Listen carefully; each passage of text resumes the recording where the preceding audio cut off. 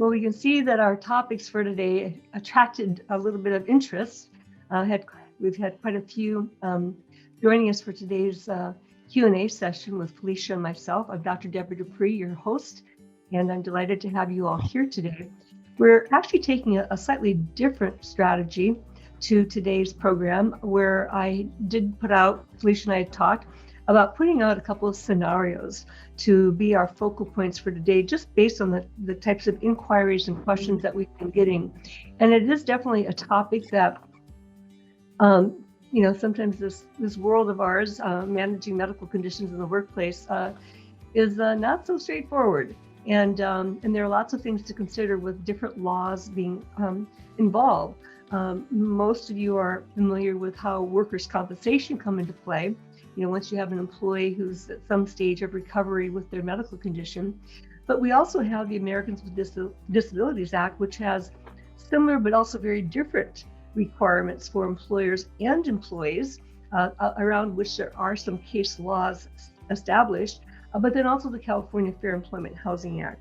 And of course, many of you are employees of school districts, so then we have the education code that also comes into play. So it is a myriad of laws, and then not to mention your own district policies that may have been bargained with the labor unions, and that also varies from district to district. Would you agree, Felicia? Yes. As more of our school districts are opening and getting ready to reopen and considering their plans, we've had a lot of questions. I know you and I both have been getting a lot of questions on holding IPM meetings versus doing fit for duties, talking about employees with underlying non-industrial health conditions that are causing them to fear coming back to work. And then, of course, employees that have had or do have chronic absenteeism, and some districts trying to create board policies around those positions. So those are all really good questions, right, Debra, that we've been receiving. Yes, very good questions, and causing us to ponder and think about it. Mm-hmm. And I know I in turn have been reaching out to colleagues, more in the psychology, neurology arenas, as well, as far as getting clarity about their perspectives, what gets covered, and so forth, so that I'm clear. I know my experience, but I also want to make sure that I'm presenting information that's reflective of the profession as a whole, and helping employers and employees navigate through these challenging issues. And so what we're going to do today is, we generally set aside about 45, 50 minutes. And so, we hope that you can give us your attention throughout that time. I do have just a few short PowerPoint slides, because I have put these scenarios onto a slide so that we can readily see it as we go through. And as many of you might know, Felicia and I have been partnering since February, a year ago, when we launched our first Q&A session almost every month, to share the kinds of questions we get frequently asked, to present highlights about what's recently developed, but then also an opportunity for you to share ideas and input. So I want to acquaint you with a little bit of the logistics. I imagine many of you by now, having been in a COVID world for almost exactly 1 year, know or are familiar with the Zoom process. But I do like to put out questions, and I like to see your responses in the chat box. And so that should be located at the bottom of your screen. And so I'll periodically take a look at that and bring back questions that may surface up. Sometimes I even use breakout rooms, and we have, let's see, how many people do we have today? I always have to move my controls around. Okay, we have 11 people. And so, I think that might be a good size, just to remain in the larger meeting room, so that we can share our information and ideas with. I don't know if you're familiar, but if you click on the participant box at the bottom, it does give you an opportunity to use some different signals or emojis. I might say, hey, how about a thumbs up or a thumbs down? Or you can even just put yourself visually in your screen, because that's really easy to see as well. And if you have a question, you can raise your hand there. And that would be another opportunity to grab our attention if we get busy talking and may not notice that. And then two, if you have any concerns about sound or whatever, you want to unmute yourself, you can press, hold down the space bar on your keyboard, or simply go to the lower left-hand corner where it says mute and unmute. And depending upon how this morning goes, we might ask everybody to put their video on too, so we can just say hi to everyone. We don't have enough socialization in the workplace, or at least that's what a lot of people report. And I know my world has certainly changed because of that. And so we want to create opportunities where it can be fun as well. So we will get going. And just as a reminder, the program is being recorded so that you have an opportunity to listen again, perhaps share with others in your workplace. And so we'll be following up in usually about 2 to 3 days to get that back out to you. Okay. And I'll take a look. There's, Zoom now has transcripts that are automatically prepared in addition to any video. And so I'll take a look at that. And if it seems pretty clean, I'll go ahead and release that too, so you've got some written reference. Felicia, welcome. And thank you so much for partnering with me on this. Oh, it's my pleasure. And so I'd like to just go ahead. I always enjoy it so much. Yeah, we have a good time. So, yeah, I always like to start off, given your role as the manager for the JPA throughout San Diego County, do you have any updates or insights that you'd like to share with us before we dive directly into our scenarios today? We do have some of our elementary schools that have opened and that are getting ready to open, and then some of our high school districts are open on a hybrid schedule now. And so we have been bringing more and more of our certificated staff and our classified staff back to work. This has prompted lots of calls and lots of emails to myself in regards to not only their workers' compensation claims, but questions about medical conditions, if they can send people to our occupational medicine facilities for their underlying medical conditions. That's one of the questions that's come up that's been so interesting that we had to work through. And if they can write into their board policies that if they have underlying illnesses or absenteeism, that they can go to our occupational clinics to address that. And that is a very different request from working on the fit for duty process. And then also there's been a lot of questions about someone who has chronic absenteeism, and this could be due to an underlying condition or due to COVID, or fears about COVID. Is that something that is better dealt with on a fit for duty type evaluation? And who would be good to do that? Or is that better to deal with in the IPM process? And those have all been really interesting questions. And we really kind of go through those on a case-by-case basis, but they have been showing some interesting trends.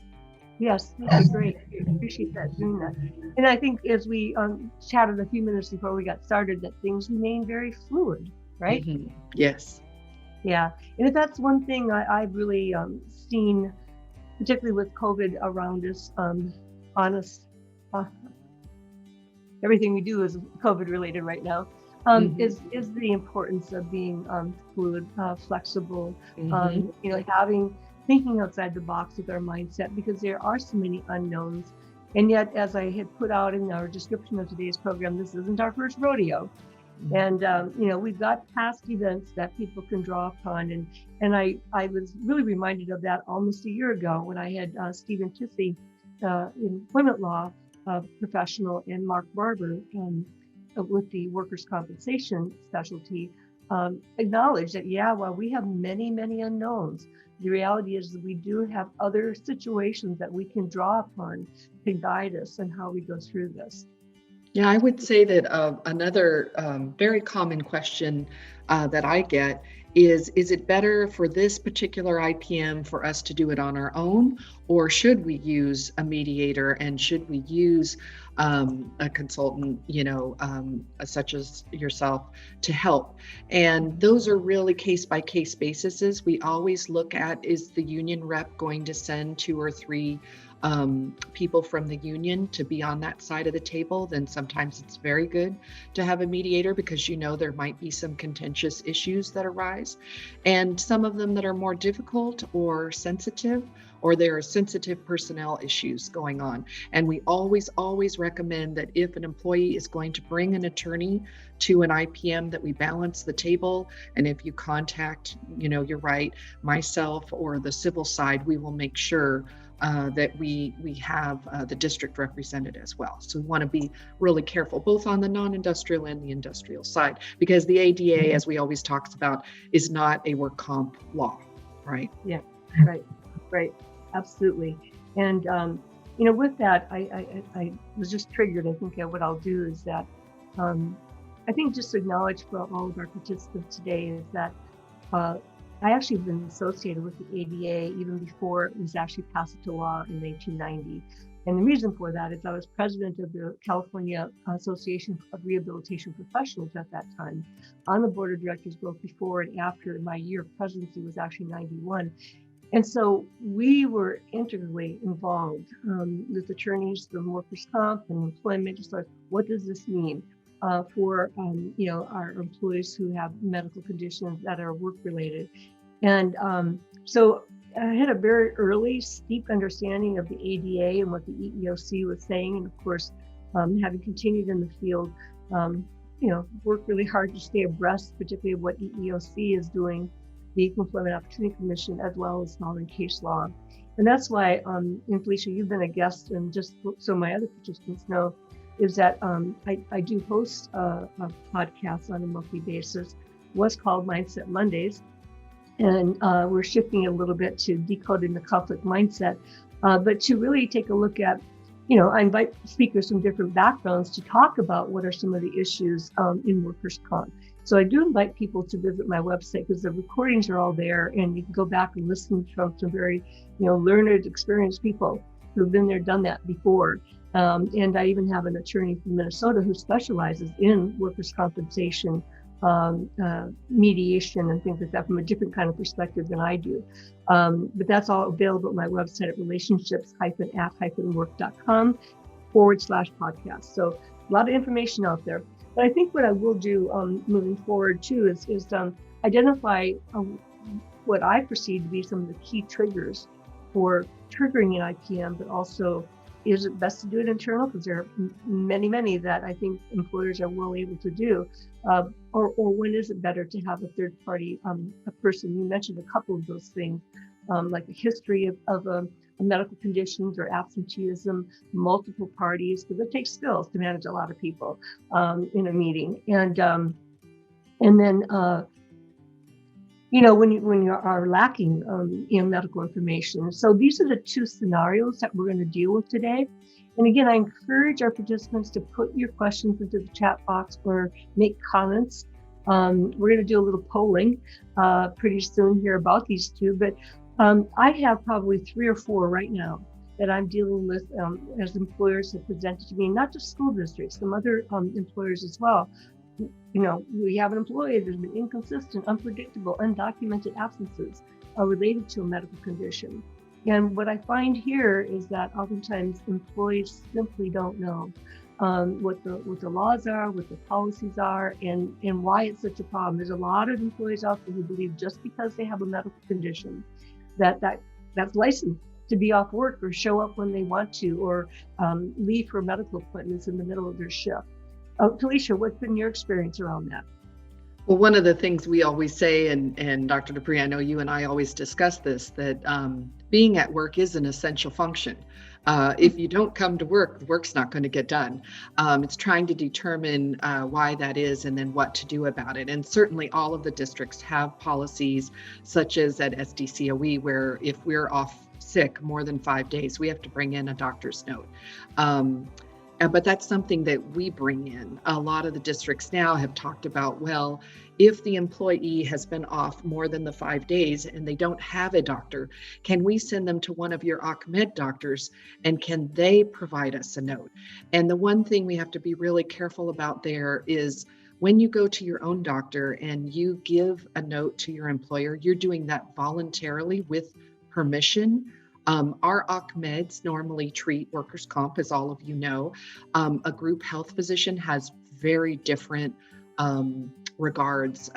In work comp, we're allowed to send off work and status notes to employers. In group health, that is not done.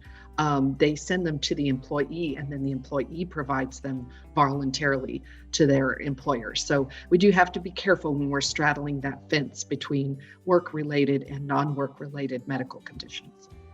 Yes, absolutely.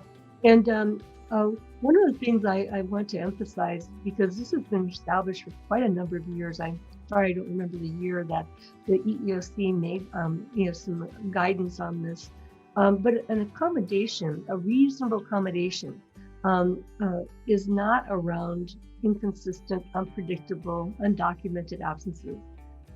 Even in FMLA, that's a whole other thing that gets drawn into this mix then, is Family Medical Leave Act. And even under that, because I certainly have had to write those kinds of responses for my patients in the world that I work with, is we need to get some predictability past experience. We also need to get some predictability as to estimated duration. And the employee is still responsible for providing documentation, even with the FMLA protection. So just given that there, then we have those rights and opportunities in around other conditions as well, even if FMLA is not triggered. I'm reminded and want to emphasize again, as I probably have in past Q&A, is that I had, oh gosh, all of a sudden blanking on his name. I can see his face. He's with, maybe you remember, Felicia, just saw his name yesterday, Adam, and he's from Sedgwick. Yeah, and so anyway, he's also on my podcast last February, right before all this came down. But what he recommends, and he's a director, national director of ADA compliance for Sedgwick. So, and he's a lawyer. So if there's anybody in the know, he really does, more so than me. I've leaned on him a few times. But he says, the step towards FMLA should be kicked in at right away when someone goes off of work. And so their 12 weeks is up pretty fast if they're still not back at work. But again, readily, you've already attested to this. Yes, being at work is an essential function. And so I coined this back a few years with a colleague from another employer where I was for many years during this process. But, it's all about being at work, or BA. It's about staying at work, SAW, for those who, are unable or are unable to stay at work all day, and then perform the work, PA. So it's be at work, stay at work, and perform the work. And so that's where this whole notion about readily achievable accommodations is about how to help employees restore back to being at work, how to help them stay at work, and then performing the work. So this is something that's shifted over the years, because initially it was all about performing the essential functions, but we've had to broaden that, because what if you're not at work? Well, what can we do to help you get back to work? And that's again where we take a look at temporary accommodations, either at being back at work or staying at work. But again, unpredictable, inconsistent absences is not a form of reasonable accommodation. And then two, again, there is case law on this that's more recent. I think it was 2018, a big case out of the East Coast where an employee was demanding certain kinds of accommodations that the employer did not feel reasonable. And I just want to emphasize too, is that just because an employee wants something doesn't mean the employer has to give it. The saying is, just because an employee wants a Cadillac, but a Volkswagen will do, guess what? They get the Volkswagen. And this is where, the interactive process is so important, and an understanding, well, what makes this possibility? And that's why I always encourage employers to consult with the Job Accommodation Network so they can get ideas about, well, what other options are there? And I also try to share what I've seen others do in other situations that may be comparable. And that's why the interactive process is so important. Right. And I think that that's what comes up when a lot of questions come in that, well, what if they're off more than the 5 days that the sick leave requires? We have no note. We don't actually know what the medical condition is. We don't know if it's just fear of COVID and we're opening up and we have a spot for them and we need this certificated or classified employee to return to work and they refuse to come back to work. What do we do now? Do we look at doing a fit for duty, which we don't even know what the medical condition is that is causing the absences? And a lot of times, you know what the request is because you're seeing it too. The request for accommodation is to stay off work, sometimes with a note, sometimes without a note. And that is really sometimes a hardship, right, for some of the districts because they're shorthanded, as we know, when they're trying to open. So all of these things pose real challenges, right, on a case-by-case basis. Absolutely. And then right there, what you just said, that's where the crossover between scenario 1 and scenario 2 come into play, because, sometimes people are off of work. And so I've got a couple examples to share with you, again, around recent things that have happened and the courses of action that we've taken so people can get some ideas from this. And so we're going to do our first polling question here. And so the first one is, have you experienced working with inconsistent, unpredictable, and undocumented absences related to a medical condition? And I think I know what the answer might be, okay, but I want to give you that opportunity. So I'm going to pull up the poll. So it's going to launch now. You'll see it on your screen, and then it's just a matter of clicking yes or no. Okay, so it should be up there. How many of you experienced with inconsistent, unpredictable? Okay. And I know we have 11 participants, so we're looking for 100% response rate. How's that? In fact, as we talk, I'm getting called from one of my employers where this kind of matter is going on right now. So I'll have to get back to them. Okay. Give it a few more seconds here before we end the poll. Is that 10? Can we get that 11th in there? Okay. I'm going to go ahead and end it and share the results. Okay, so what we're seeing is about 60% of our participants today have dealt with this kind of situation. I'm actually sort of surprised. 40% are saying that they have not. And so I'm really curious, particularly from the 40% who have not dealt with the situation, to learn more about, how are you managing things so that this doesn't happen. That would be great information for all of us to learn and share from. And so encourage you to put your comments in the chat box. Okay. So we'll come back to another one in a minute here. And so so this is the scenario I put out there. And again, I have 3 or 4 of these going on right now. What do we do? And so it is some, thinking through logical, what's the history here? And, when a medical condition interferes with the ability to be at work, stay at work, and perform the work. So I'm going to share with you a little example of one. Again, it's not a school district, but it provides before and after school services for school districts. And so we had an employee who was hired in March of last year, and between the time of being hired and actually starting work, everything went into COVID.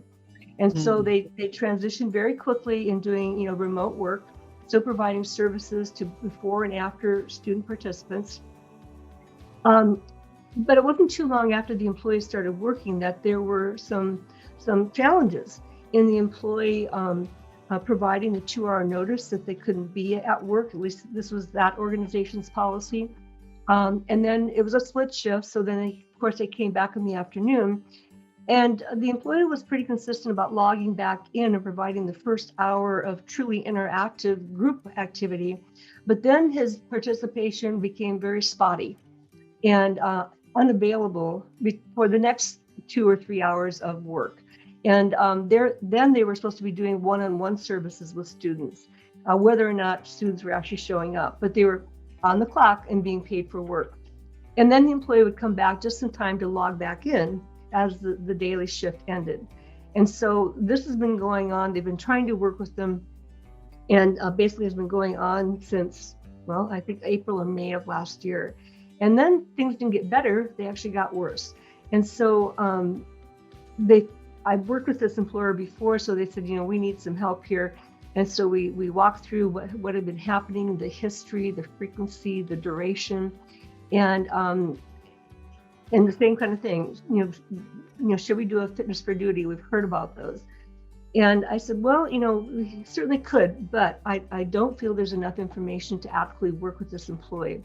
And if an employee has already been resistant, to communicating with you, because that's come up in this other case I have, where the employee, even though there's been email, there's been voicemail, there's been regular mail, there's been certified mail, and there's even documentation of the certified mail being received prior to the interactive meeting, they're just not responding to meetings, even the meetings required. And that's another case. They're not even responding or showing up for meetings required for their position.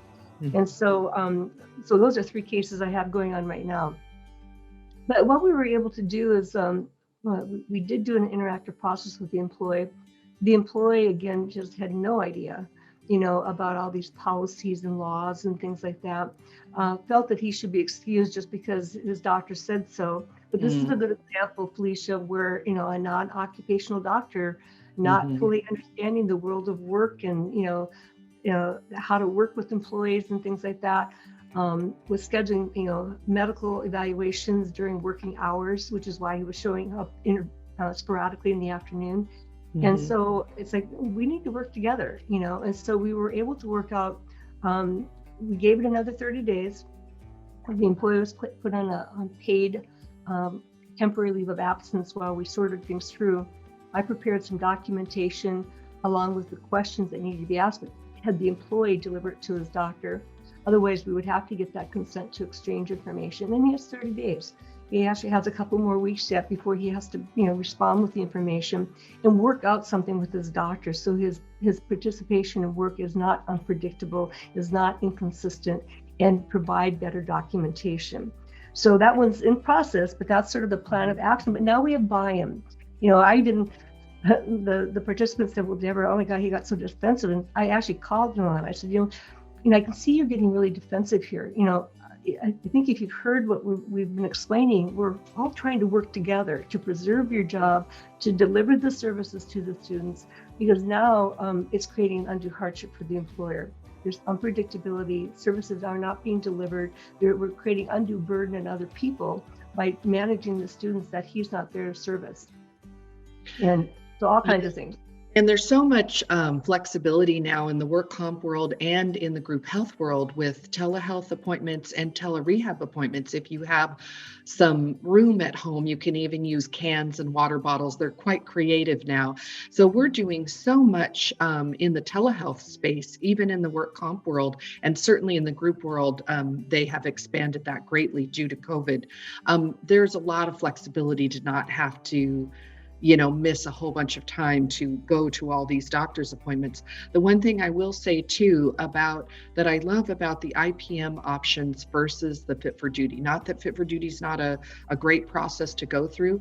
It takes a long time. It's 4 to 6 weeks usually. That's general timeline to get a Fit for Duty report back from a doctor. And that's only if they get cooperation from the group doctor, if they need to get some information on the underlying health condition. And then, of course, it's got to be with buy-in and cooperation from the employee. And there is no discussion in the Fit for Duty usually about where are they in the time continuum for their sick leave, their extended sick, and their vacation. Whereas when you have an IPM, to your point, you're having a real conversation about this is how much time you have remaining. This is how much leave you have in your bank. This is what our policies are. We need to work something out because we don't want you to lose your position, right? Just by exhausting leave, which is one of the ways you can lose your position. And so the Fit for Duty, unfortunately, doesn't address those issues. And if you're doing a Fit for Duty and you don't even know what the medical condition is, whether it's psychological or whether it's physical, obviously, you and I I both have a list of physicians that do fit for duties. A lot of our member districts think that just because you're an ACMED, you do fit for duties, and that is not true. Not all ACMED doctors or PAs have any clue how to do a fit for duty eval, which is a very legal process because you have to be careful about what you put in that report, because really what we're asking is it safe? Is it safe to return to work? We're not asking about a lot of questions about the non-industrial condition, nor can the doctor go into that. And so districts usually come to me and say, or yourself, who are all the districts using for fit for duty physicians on the specialty side? And because a lot of times, a lot of the physicians that do fit for duties are also ACMED doctors, but not always, but a lot of the times. Yeah, absolutely. Absolutely. I'll share with you, what is happening with another case is where an employer requested fitness for duty. And one of the challenges is because it was a traumatic brain injury, which is physical harm to the brain, okay? But under the education code, as you know, Felicia, is that there are limitations about doing mental health evaluations. Mm-hmm. And so as I was presented with the situation, I said, well, I think it's important to understand is the brain is an organ, a body part, just like any other body part, in that when there is injury to the brain, just like a broken arm, there's going to be some damage. And while you can heal from a broken arm, you may not ever be fully at the same capacity you were before, because that part of the body is now susceptible to further risk of injury or harm. And that's why we talk about functional limitations. Well, what happens in the brain, because there are different parts of the brain responsible for different functions, that if you do have damage to the brain, it can impact, neuronal pathways, secretion of critical brain hormones that can lead, and depending upon where the injury is to the brain, could impact visual, could impact auditory, could impact cognitive capabilities, as well as the emotional expression. And so in this case, the employee's attorney was objecting to any kind of mental health evaluation. And given my neuroscience background, and given that I've set up a lot of fitness for duties or assisted employers in setting them up to make sure that we're capturing the appropriate questions and understanding the essential functions, I said, the thing is that when there's physical damage to the brain, you are impacting things like focus, things like distractibility, things like retention, recall.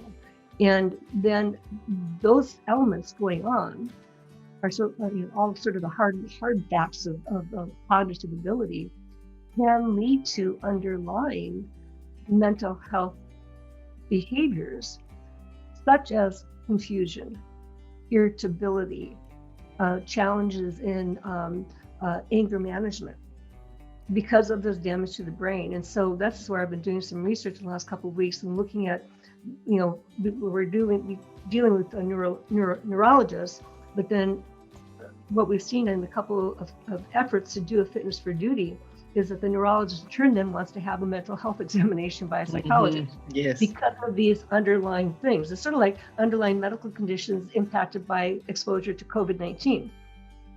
Okay, so right. It's the combination of things that come together. And so what we're going to do, in fact, it's coming up this Friday, is that we are going to do an interactive meeting. And I'm gathering my research to present to the employee and attorney as far as, when we have traumatic brain injury, what's the scope of it? And here are standard questions that are asked. And I have a cognitive behavioral checklist that I use all the time in these kinds of cases. And it addresses emotional expression, ability to manage anger, distractibility, irritability, all of these things. And those are more mental health functions that are caused by the actual brain injury. So our goal then is to work with the attorney and his client, the district's employee, them to map out some questions that they find will be appropriate given the observations in the workplace. And I do agree with you that non-industrial psych conditions, because of the ed code limitations on the fit for duties, are much more, I'll say, sensitive and have to be walked through very carefully rather than in the work comp space. They're sensitive in the work comp space, psych and stress claims, but we don't have the restrictions and limitations on the medical evaluations that we do when we do a fit for duty. The one thing that I will say, just from working with the over 60 charter schools and school districts of all sizes that I work with, is that if we err, we wait too long to address these issues. I just talked to a district last week. This employee has been out of work for months and months, and they're almost out of leave. They're exhausting leave. I want to say it's in a week or two. And they came to me to say, we don't know what to do now. We need to do a fit for duty, or should we look at an IPM? The employee is just doesn't know, obviously, that the leave bank is almost exhausted. And this is a condition that they don't really know what it is, right? They don't actually really know what's wrong with this employee, but it hasn't been addressed.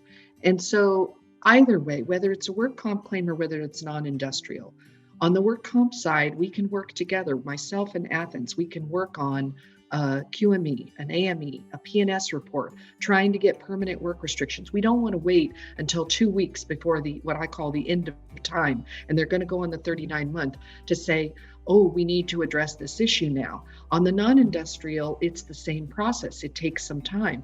This district cannot, in a week or two, get a fit for duty back, or even schedule. It'll be tough to schedule an IPM. They'll have to scream to get that ready, because they do feel they need a mediator, because it's a very sensitive case and what's been going on. But my point is, we should have looked at this several months ago. We don't want to wait. If there's a chronic absenteeism or a chronic medical condition like that, we want to address it sooner rather than later. And we don't want to be addressing it 1 or 2 weeks after, before they're going on 39 months. That's not when we want to start having a discussion, because we already have known we have a problem. And even if they're in the work comp world, we need to address that early on. We need to try to get a PNS report before they run out of time, so we can address permanent work restrictions and permanent disability.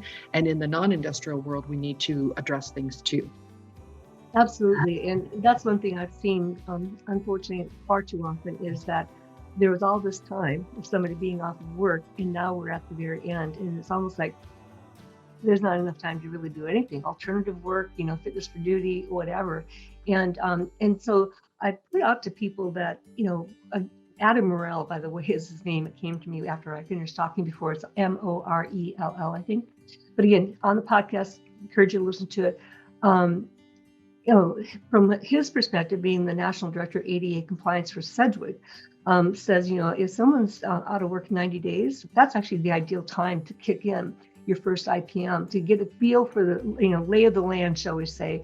Most importantly, educating the employee to know that there's a process that's driven by multiple laws and policies, and particularly in workers' comp, to simply rely on the workers' comp process. You run the risk of running afoul of ADA and FEHA, under which it's like $300,000 per violation of these different aspects. And so it's much more costly in many respects than a workers' comp case. And so I just say you can't afford not, how do I say it? You can't afford not to do it in a way. Mm-hmm. And I know a lot of people go, oh, it costs too much money to do an IPM. Doing them virtually now, the way we've been doing them for the last year, I actually dropped the prices because I'm not traveling, so it's $500. You and I talked earlier, or in preparation for this, a fitness for duty is easily $1,500, if not more, and that takes a lot longer to get. So what you get in the interactive meeting, you're actually the proverbial killing two birds with one stone.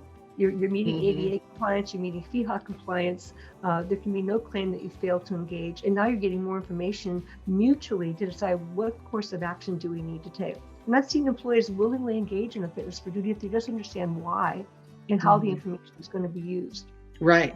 And to your point, last week we had a district with a pretty complicated, this is a work comp claim, and there was a QME, which, as we know, in the work comp world is basically like a second opinion. And in the work comp world, that evaluation ranks a little bit higher, not that it negates the primary treating physician, but ranks a little higher. The PTP gave quite a lot of work restrictions. And so they had an IPM several months ago before they were running out of leave. And that IPM, they said, we just can't accommodate. We've looked around with COVID and the limitations with what we have, with what's open. We're not going to be able to bring you back to work. So you're going to go home and run through leave. And so that's what's happened. Well, 2 weeks from now, or I think it's 3 weeks, the leave is running out. And you know what happened? The employee returned to the primary treater and got a full release to return to work. That literally is one line that says, can return full duty. That's it. Doesn't address the QME's whole paragraph on restrictions. And you know what the district said? Nope. We've already met. We already interacted. We already decided. And guess what? In work comp, the QME stands over the PTP. We're not going to address this again. And I panicked, right? Because I said, no, both of those reports are equal under the ADA. The PTP report is serious because it says that they can return to work, and it's the most current note. It's not the only note, but the other note is older. And so those two notes don't match. They don't go with each other at all. And we have to resolve it. And no, it's not okay. And we do have to meet again, and we have to clarify it. We either have to clarify it by getting the doctors to come into agreement, or we need to meet and try to figure out what to do, because every day that goes by that we don't bring them back to work after that full release note, we are in peril on the civil side, right? With failure to accommodate, disability discrimination, wrongful termination, right? Because he's marching towards the end of his days, towards 39 months. So I have to be so careful. I always tell districts to have on a diary your people when they're running out of time, and have them on a diary 30, 60 days before, so that we're looking at them both on an industrial and a non-industrial illness side. What are we going to do? What are we doing? How are we communicating? How are we addressing it? Yeah, you raised some excellent points there. And in addition to failure to accommodate, the failure to engage has really been the hot button over the last couple of years. As employers just not even engaging, and that you're going to get dinged right there too. And some of what you described too, Felicia, I can't count the number of times I've had the same scenarios over the last couple of years. Just in terms of how things are being handled. And before we go into our next polling question, I'm mindful of our time. I do want to let people know, I'm sort of an educator at heart, and so I love teaching. And so a couple of years ago, I did update and design my own program for teaching others how to do the interactive process. And so with COVID and stuff, I've been revamping it to go online. It hopefully will release before the end of March. But my goal is to teach more people out there. There are not a lot of people out there who really know how this process works. And certainly we see a lot of young talent out there. That's great, because a lot of people that I hung around with way back in the late 80s and early 90s have already retired. So we've had a huge loss of knowledge, both within the school districts as well as in the field of interactive process facilitators, to do this kind of work. So we need new and fresh blood coming into it. So you'll all be notified when we get to that point. So education is important, sharing ideas is important. Oftentimes there's no one right way, but instead that's what they call interactive, a collection of minds coming together. Let's look at this. Let's look at this. And that's why you and Felicia and I always talk so much, because we're always, well, how would you deal with this? How would you deal with this? And I'll be talking later today to a couple of QME psychologists who we use regularly, so I can consult further with them, not just the neurologists, about how to handle this with traumatic brain injury, for example, going back to that case again. Yeah. Okay, so let's go to our next polling question. I'm not seeing any questions in the chat room, so we must have a quiet crowd today. Okay, so the next one is then this. Have you provided accommodations for underlying conditions at risk due to COVID-19 working conditions? Because this has been another area where, what do we do? So I'm going to go ahead and launch the polling question. Just a moment here. So pull that up. And again, just a yes or no. Let's see what we come up with.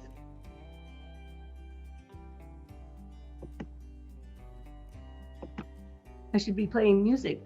Da, da, da, da, da, da, da, da, da, da, da, da, da. I'll stop singing though.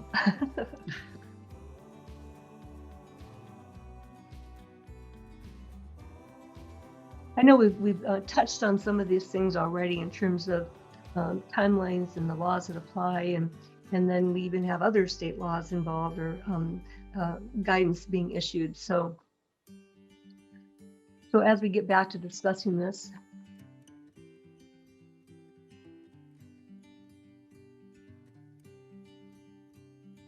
So where we stand, we have 6 people out of 10. Let's try to get a few more responses in there. 9. Okay, there we go. Okay, so I'm going to end the polling. Looks like we have just about everybody responding. And then here are the results. So what we can see is 67% of you have been working through accommodations with COVID-related, I would like to say, underlying conditions impacted or at risk for exposure to COVID-19. And 1/3 of you haven't. So again, love to hear from you about what's working, what's not working. And so I guess, Felicia, what would you say to, your experiences? I know we were both like, oh my God, in the very beginning and trying to make sense. And we routinely touch base as far as what's happening, what guidance can we share, and how do we think about things differently? What would you say has been the biggest challenge as we've looked at these kinds of things? I think communication with the employees. I know, because I work at the county office, one of the things they did early on, right after we went home in March, was communicated about telehealth agreements and did telehealth agreements, and then what equipment do you need? So then we tried to get everybody the equipment that they needed at home because everybody wasn't set up. And then we were talking about ergonomics because sometimes the work office at home wasn't working, was causing work comp claims from working from home. And so then we had our loss control team do Zoom ergonomic evaluations, which they've been doing with some success at people's homes. And then I have seen both the charter schools and the districts be quite creative about, okay, you're a certificated teacher and we're back teaching on campus, but you can't do that because your underlying health condition. We're going to switch you. We have another teacher who doesn't have a health condition who's agreed to come back on campus, and you're going to take her virtual at-home class. I have seen all kinds of accommodations back and forth for a lot of these, because there's so many of them, right? Diabetes, heart condition, Respiratory. Yes, respiratory conditions, asthmatics, there are so many things that put you in peril. There has been quite a lot of shifting and adjusting, I will see. And that is something that the county office has. They even sent out a private survey. Do you need to have an IPM? Do you have an underlying health condition or a concern with family at home? And then they set up all these IPMs to talk with all these people about, can you come back to work, and what would that take? And, so it's put a lot of extra burden on HR for certain. Yeah. And I think this is one thing, the state did early on, is they made a form available, that had to be signed off by doctors saying, yes, I have an underlying condition or whatever, but it was a form readily available, and not that you could go into what the condition was, but, that it was certified by a doctor. Guess what, folks? That same expectation exists under the ADA. The employee is responsible for providing adequate medical information from an appropriate doctor to indicate, verify that the medical condition exists for which there are functional limitations. Okay, that's there. It's just like what we've done under the COVID-19. And so one of the things that I would add to what you said, Felicia, is that, because things have been so fluid, circumstances changing, that to emphasize right up front that this is temporary in nature. Mm-hmm. There's no expectation that this is going to be an ongoing, indefinite accommodation, unlike what we might do in ADA once someone reaches maximum medical improvement.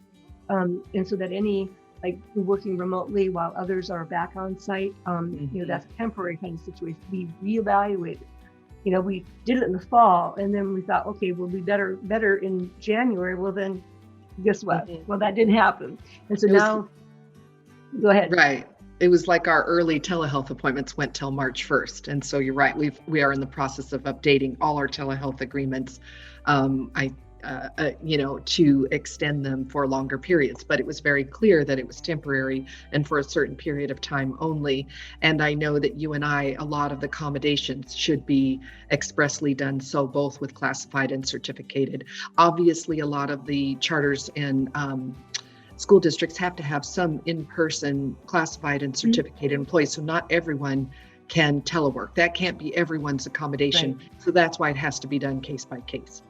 Yeah, and thank you. You just emphasized what I was going to say. Definitely under the ADA and FEHA, it's a case by case. Just because you did it for somebody else doesn't mean the next person gets it. And that, particularly under these sort of hybrid models, is that there's only so many positions and there's so many teachers or assistants needed, and there are only so many students who are coming on campus versus working distance learning. And so it's really been, we have to be fluid, we have to be flexible. And I know with a lot of school districts having extended their COVID leave act, so that's helped a lot of people who are not ready to come back because the vaccinations haven't been put into place. I see we have a couple of comments, Felicia, in the the chat room. You want to go ahead and take that first one? If you can shift and adjust certificated, what can we do with classified positions? Can we offer them alternative positions? Yes. That is definitely being done. Yeah. Both, I know you and I have been seeing it on the classified and the certificated world.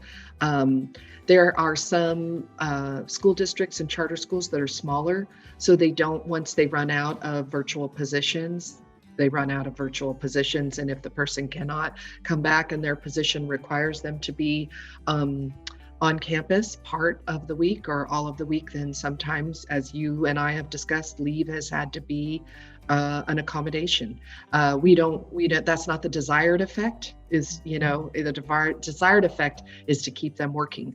But to that person's point, sometimes you have to shift things around, and then sometimes you do run out of different options.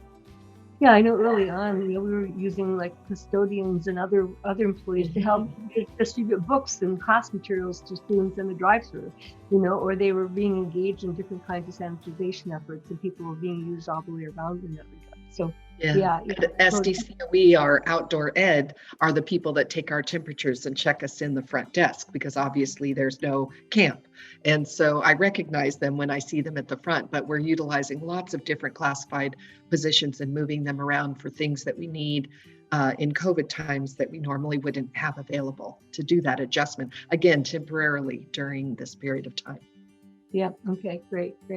And again, we think we're seeing some trends and things becoming more stable. The vaccinations are getting out, as you probably have heard on the news over the weekend. Other states are looking at putting teachers first, which makes sense to me, but I don't know why it hasn't been done. But that's another trend in thinking that's shifted. For lots of different reasons. I won't go into the politics of that, but it's being aware and again, approaching this whole thing with flexibility.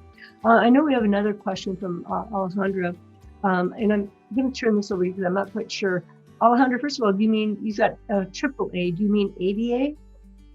Do you just type in yes or no?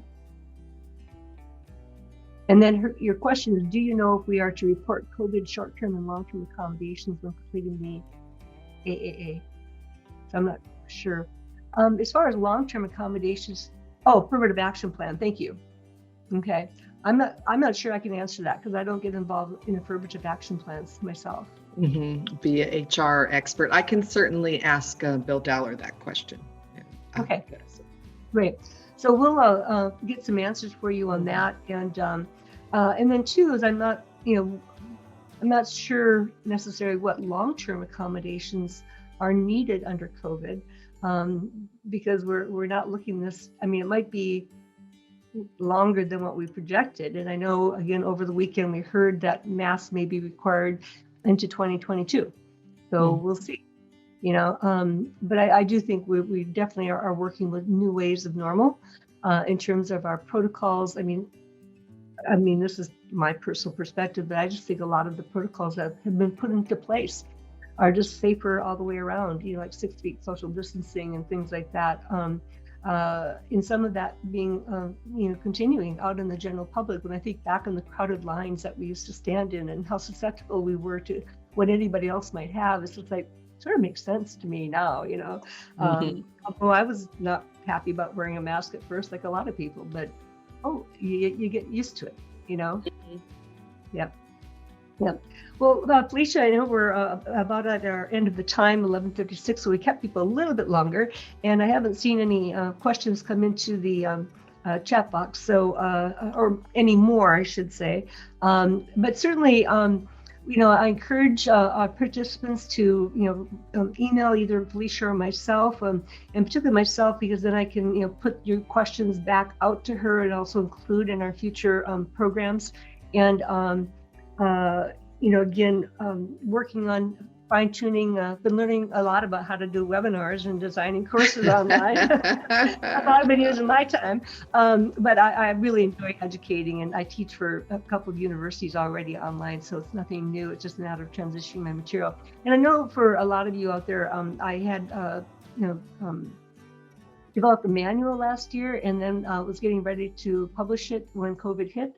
And I thought, you know what, I think I better sort of delay publication any further until we sort of see where this goes and to see what kinds of guidelines I can, insert into that. So that's still something, forthcoming in the next few months.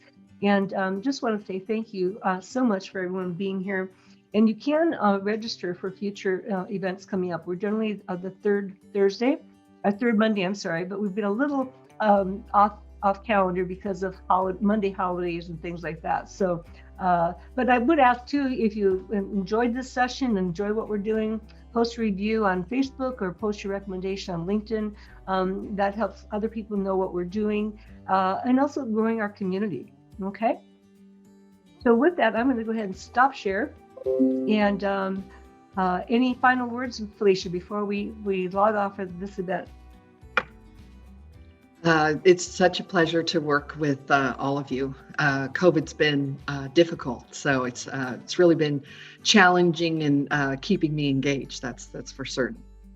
That's for sure. Okay. Well, thank you so much. It's been great. Thank you, Audrey. Thank you. I'll finally get some comments in there. That's great. Okay. Well, thank you. We can plan to continue doing this on a monthly basis. And so again, when you register for the event, you can actually submit some questions to us ahead of time. So don't hesitate to do that. Helps us to know what you're looking for and where we can help.